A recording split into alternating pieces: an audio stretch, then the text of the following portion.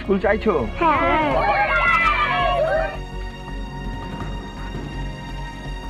উন্নত পরিকাঠামো, দরজার ওপরে টাঙানো কবিগুরু ছবি, নিয়মিত চলত পাঠদান, কিন্তু সেসব আজ অতীত। দরজায় পড়েছে তালা, আষ্টে পৃষ্ঠে বেঁধেছে ঝোপ জঙ্গল, লাটে উঠেছে পঠন পাঠন, চরম অবহেলায় শিশু শিক্ষা। ছবিটা রানাঘাট ১ নম্বর ব্লকের তারাপুর গ্রাম পঞ্চায়েতের পূর্ব তারাপুর শিশু শিক্ষা কেন্দ্রের। সমস্যা এলাকার খুদে পড়ুয়ারা, স্কুল ফিরুক পুরনো ছন্দে চাইছে গ্রামবাসীরা। স্কুল চাইছো? কত দূর যেতে হয় তোমাদের পড়াশোনা করতে? অনেক দূর, অনেক দূর। ছোট ছোট দুটো গ্রাম নিয়ে এই স্কুলটা চালু হয়েছিল, তখন পর্যাপ্ত ছাত্র ছিল না, এই কারণেই অপর মহল থেকে বন্ধ রেখেছে। গ্রামবাসীর সবারই দাবি স্কুল চালু করতে হবে। অনেক সমস্যা হচ্ছে, এখান থেকে স্টুডেন্টদের অনেক দূরে যেতে হয়। তো কি চাইছো তোমরা? আমরা স্কুলটা খুলুক, আবার এটাই চাইছি। সালটা ২০০১।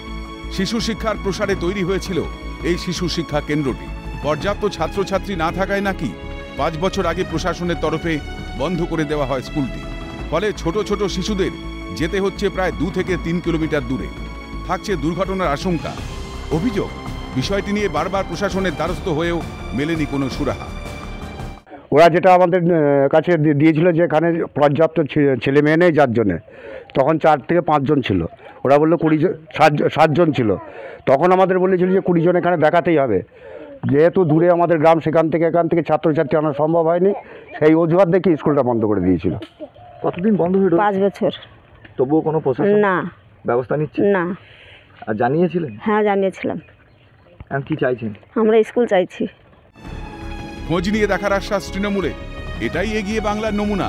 কটাক্ষের পাশাপাশি অঙ্গনওয়াড়ি কেন্দ্রটি পুনরায় সচল করার দাবি বিজেপি। আমি একটু খোঁজ খবর নিই এবং শিক্ষা দপ্তরের সাথে যোগাযোগ করি, দেখে কি বলে ওনারা। এই যে অবস্থাটা চলছে, এগিয়ে বাংলার নমুনা। আমরা চাই, কেন বন্ধ আছে, ওখানকার যিনি ব্লক ডেভেলপমেন্ট আধিকারিক তিনি কি করছেন, তার এটা দেখে বিষয়টা ওই শিশু শিক্ষা কেন্দ্র যাতে চালু হয় সেই দাবি আমি করছি। অঙ্গনওয়াড়ি কেন্দ্র নিয়ে অভিযোগের যেন অন্ত নেই।